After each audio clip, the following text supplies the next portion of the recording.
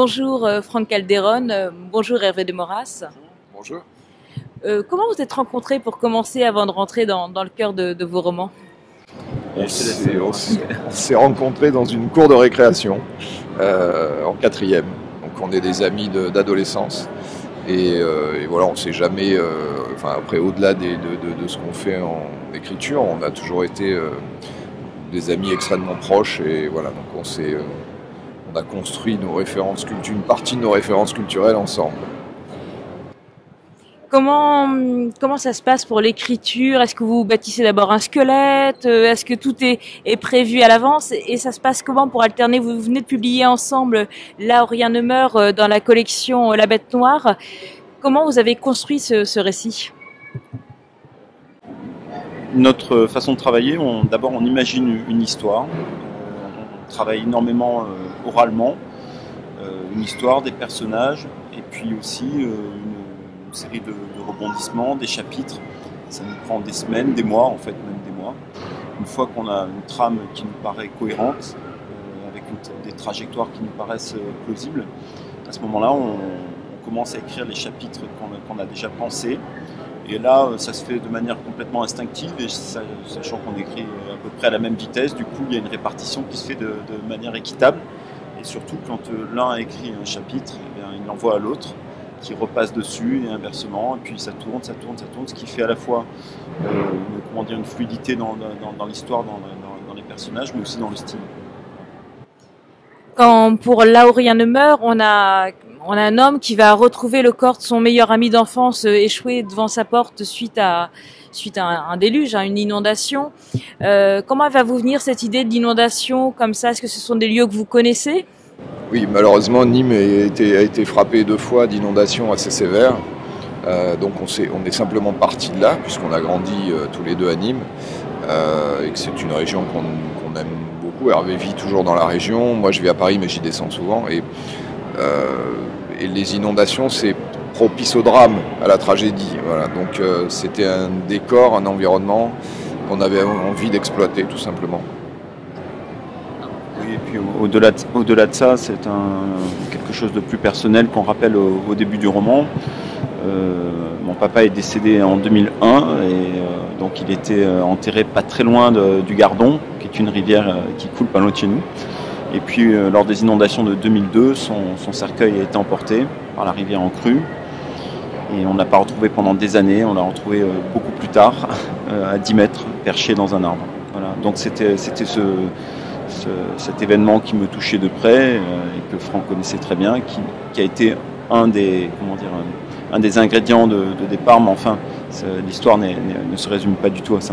Oui, puisque dans le roman, il y a le cercueil du héros est emporté. Donc on a repris l'histoire qu'a vécu Hervé, du père du héros. Je n'ai pas le cercueil du héros, oui, le cercueil du père du héros, pardon. Donc on a repris cette histoire vraie. Voilà. Mais évidemment, c'est une péripétie dans l'histoire. Et quand vous avez écrit La prétendue innocence des fleurs, qui est le premier roman que vous avez écrit tous les deux, on est sur la quête d'un amour perdu. C'est très élégant. Il y a la magie des fleurs, tout ce langage. Il y a des références à la peinture, à la musique, à l'art. C'est important pour vous d'apporter un peu de rêve dans le roman policier parce que vous avez quelque chose d'atypique dans tout ce qui est produit aujourd'hui. Votre univers, il est plein de douceur aussi, c'est-à-dire qu'on peut être dans l'enquête policière, mais en même temps être sur le sentiment humain, sur le pressentiment, sur quelque chose de presque magique. Ce qui est important pour nous, c'est de ne pas être dans du polar noir ou du roman noir. C'est-à-dire qu'on peut faire du thriller ou du polar sans qu'il y ait des têtes coupées, des femmes énucléées, violées, voilà. Et pour autant, être dans la tragédie, être dans des choses qui sont dures, mais qui peuvent être aussi dures pour des problématiques internes, psychologiquement. Il peut y avoir des morts, il y en a pour le coup, de vrais drames, mais la vie elle n'est pas que sombre, c'est-à-dire même quand un drame affreux surgit, il y a toujours une part, la plupart du temps, il y a aussi des choses qui peuvent être très belles, qui se produisent. Et souvent d'ailleurs les choses très belles se produisent au bord d'un drame ou quand quelque chose de dramatique est en train d'arriver. Donc c'est ça qui nous intéresse et c'est d'aller vers quelque chose qui est plus lumineux. Dans les 2 livres, le dénominateur commun aussi, c'est un parcours initiatif, c'est-à-dire que le héros a un certain nombre de problématiques qu'il va devoir résoudre pour résoudre les problèmes externes qui viennent percuter sa trajectoire. Donc c'est ça qui nous intéresse et pas. Il y a déjà plein d'auteurs qui font ça formidablement bien, du pur polar très sombre, très dur, très noir. Nous, c'est pas ce qui nous anime. Oui, on aime. Hervé est musicien et c'est un très très bon musicien.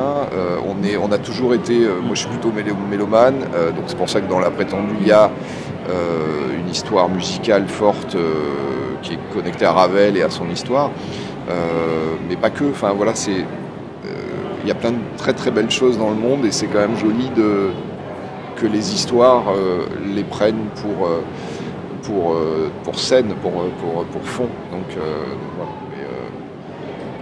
Puis moi j'aime bien penser justement, c'est vrai que les très belles histoires naissent souvent, comme tu dis, dans des situations dramatiques, mais j'aime penser aussi que les personnes élégantes peuvent le rester quand les choses tournent mal.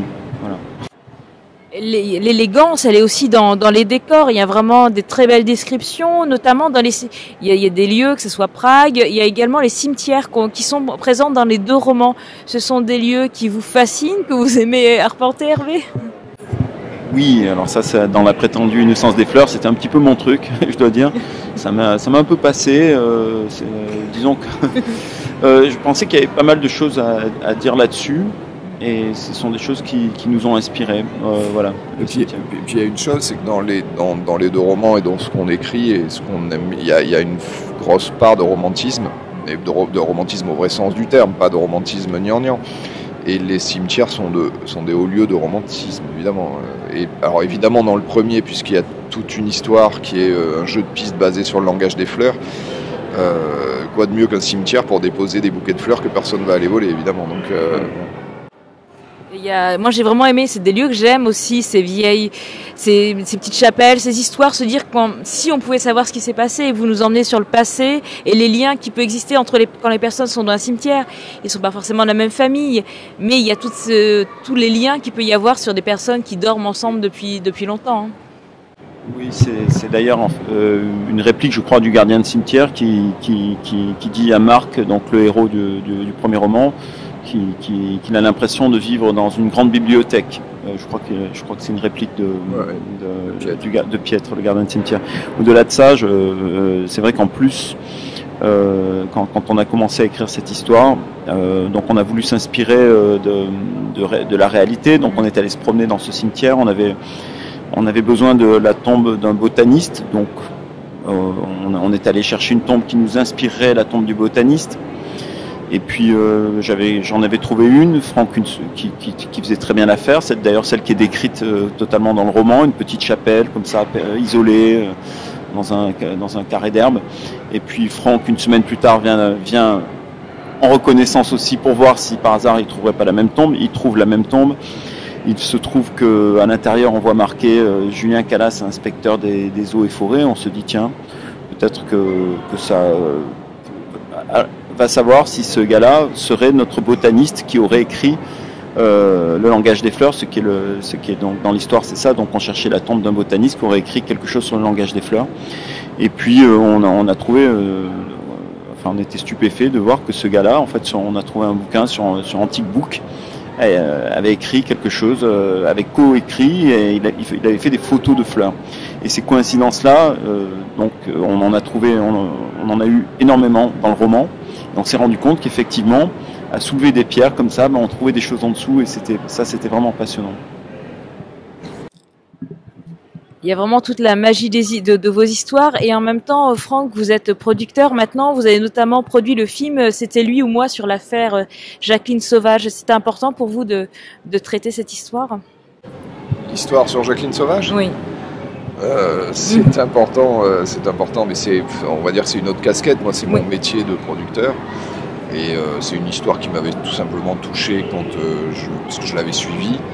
J'avais trouvé que les 10 ans que Jacqueline, qui était quand même une dame assez âgée, avait pris était un peu sans doute exagéré. Et puis je me suis intéressé à l'affaire, j'ai rencontré Jacqueline, j'ai pris les droits de son livre, et oui, c'est important parce que sociétalement c'est important. Oui. Merci beaucoup Hervé de Moras, merci Franck Calderon. Donc je vous invite à découvrir Là où rien ne meurt, publié aux éditions La Bête Noire, et également La prétendue histoire, La prétendue innocence des fleurs, publiée aux éditions Livre de Poche. Merci messieurs. Merci.